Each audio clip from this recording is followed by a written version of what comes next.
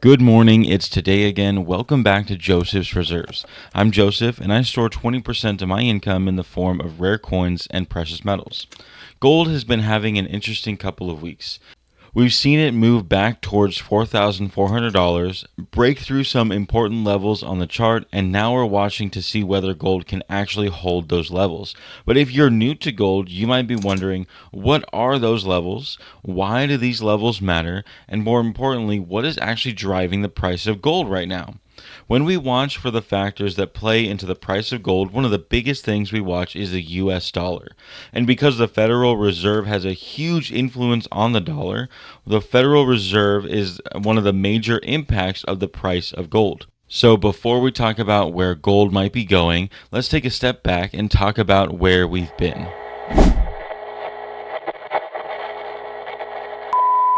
Congratulations to Silver Serpents for being the first to comment on my last video. Thank you so much for the support. And before I get too much farther into the video, I want to make a quick mention of Lake Conroe Gold. My family and I are finally opening up our own coin shop. We recently signed a lease, which means we're going to be opening the doors for appointment only this Wednesday, August 18th, with a soft opening next week on Monday after we get the jewelry cases and all the equipment in. We'll be working on getting the website and online shop up and going this week. So for the most up-to-date news, you can actually look up Lake Conroe Gold on Facebook to find our Facebook page and our business phone number. You can call or text me directly. But let's go ahead and get into this video. For most of this year, gold has been dealing with a pretty significant pullback after a massive run higher. And one of the easiest ways to see that is by looking at the moving averages on the chart. So if you're new to technical analysis, don't worry, this one is pretty simple. A moving average is just a way of taking the daily price of something, in this case gold, and averaging it over a certain number of days. So a 50-day moving average shows the average price roughly over the last 50 days. A 100-day moving average is the same, but just for 100 days, and the 200-day moving average is just a long-term picture. Traders watch these levels because they can sometimes act as areas of support and resistance. Here I have the last few months of gold movement with the 50-day and 100-day moving average in purple and blue. As you can see, back in March, gold lost the 50-day moving average and then shortly after the 100-day moving average. And it stayed below that level for quite some time. On August 5th, gold finally broke over that 50-day moving average, and this was our first sign that the trend might be starting to change. And then this past week, gold started fighting to reclaim the 100-day moving average. Right now, that 100-day moving average is 4,386, and we are holding slightly above that. So that's why people are paying so much attention to $4,400 right now. It's not just that it's a round number, it's also sitting right around a very important technical level. As you can see, gold initially broke through this 100-day moving average around the 10th. It then lost it, only to test it again after the 12th. It lost it again going into the 14th and is currently testing it the third time. This third test is usually the very important one. If there's ever enough momentum to test a resistance for the third time, especially after a very dramatic drop that we see from about midway through the 12th all the way to the 14th, that means that there's enough momentum to break through. But of course, we can't say exactly what's going to happen, so a lot of people are watching this very closely today. And if gold manages to close on a day above this 100-day moving average, then the next line of resistance that I'm going to be watching is the 200-day moving average. It's right around $4,500. But of course, the longer we stay underneath that moving average, the more that moving average will be pulled downward. So by the time we actually get to approaching it, it'll be a slightly different number. So chart-wise, we have something pretty interesting happening. Gold lost the 50-day moving average back in March, it reclaimed it early August, and now it's fighting for the 100-day moving average. And the 200-day moving average is up there waiting around $4,500. That doesn't guarantee that gold is going much higher, but it does give us some levels to watch. And that's where the bigger story starts to happen, because the technical levels is only one part of the picture. Anytime we talk about price, we have to talk about technical analysis and fundamentals. So now is where we ask, why is gold moving in the first place? And that brings us back to the Federal Reserve. When we hear about people talk about interest rates and gold, it can get pretty confusing quickly. So I'm going to do my best to keep it very simple. The Federal Reserve controls the federal funds rate. And when the Federal raises that interest rate, it generally makes holding cash and interest-bearing assets more attractive. It can also support the dollar. And because gold doesn't pay interest, higher interest rates can create a headwind for gold. On the other hand, when investors expect interest rates to come down, gold can be more attractive. But here's the more important part. The market doesn't wait for the Fed to actually make a decision. The market trades on expectations. And that's what we've been watching change. For a while, the market was still concerned that the Federal Reserve might raise rates again. And over the last couple weeks, those expectations have changed. The probability of a rate hike has fallen significantly, and gold responded. Not because the Federal Reserve suddenly cut rates, because they didn't. Not because the Federal Reserve announced that they might be coming down later, because they didn't do that either. Gold moved simply because the market became less worried about another rate hike. And that distinction is really important because as of right now, we're still not looking at a September rate cut being priced into the market. And yet gold is above $4,400. So gold is moving before the Federal Reserve is actually giving us a reason to think that there's any potential for a rate cut in September. And that is where the Jackson Hole Economic Policy Symposium comes in. It's an annual 3-day conference hosted by the Federal Reserve Bank of Kansas City in Jackson Hole, Wyoming. Central bankers, economists, policymakers, and other financial experts gather here to discuss major issues affecting the economy and monetary policies every year. And investors pay very close attention because the Federal Reserve officials often have historically used this event to communicate their thinking about where monetary policy may be headed.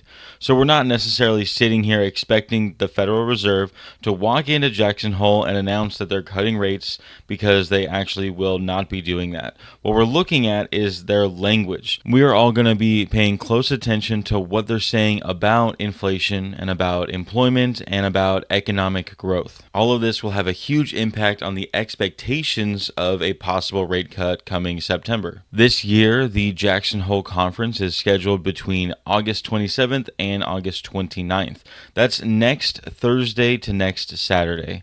The chairman is scheduled to perform his speech on Friday morning, and it's already said that this year's focus is going to be on digital payments, central bank digital currencies, and financial technology. So this speech may be a very important speech for gold. And now I want to be careful here. I don't think one good week means that we can declare that gold has started another massive rally.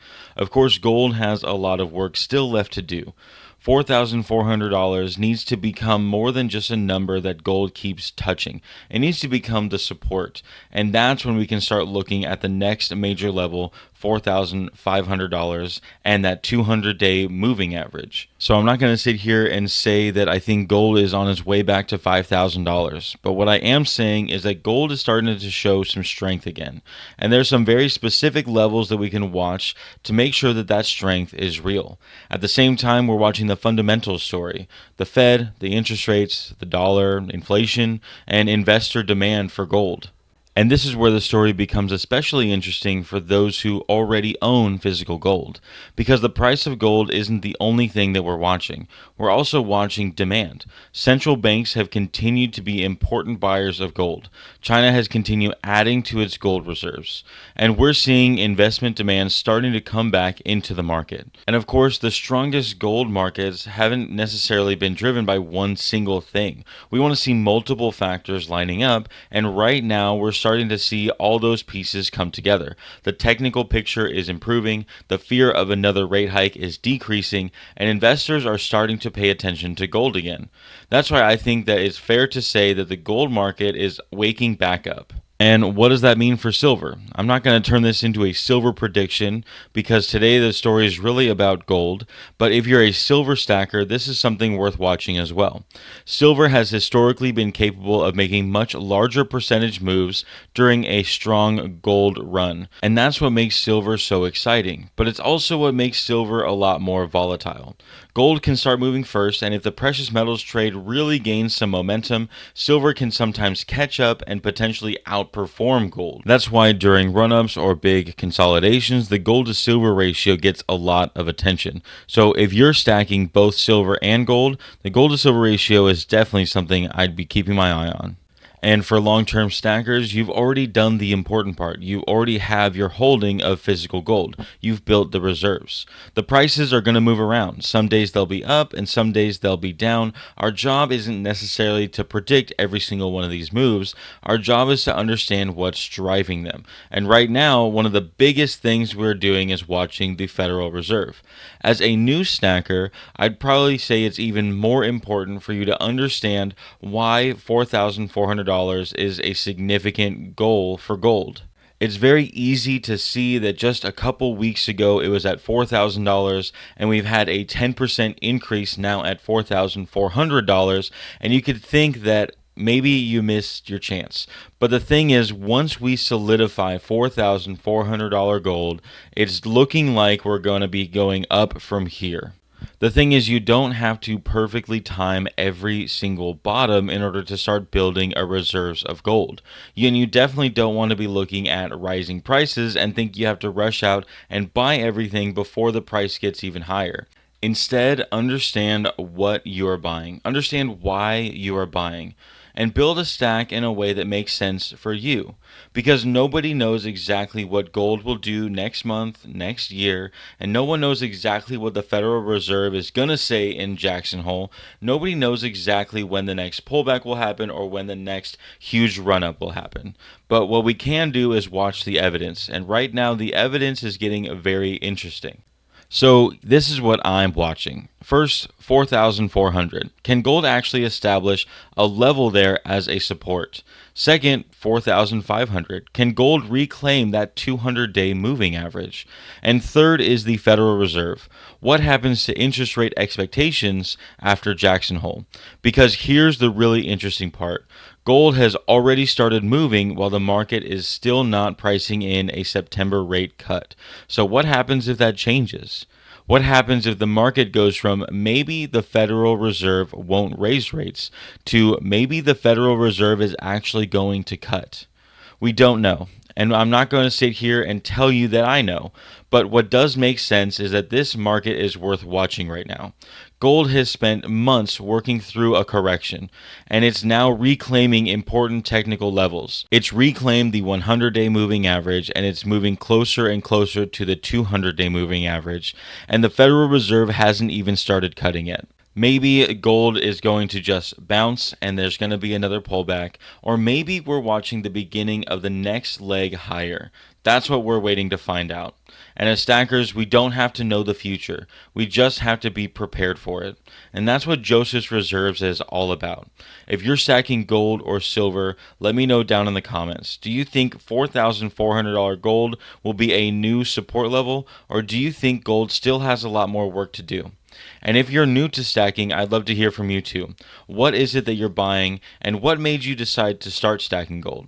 If you like this video, make sure you give it a thumbs up. Go into the comments section to start a conversation or continue one. Subscribe if you haven't already, and share the video to someone you think may need to hear this. To all my long-term subscribers, thank you for your continual support. Make sure you go to josephsreserves.com to check out my merchandise, my coffee mugs, the zip-up bags, and the It's Today Again coffee. And definitely go check out Lake Conroe Gold. But most of all, thank you so much for watching.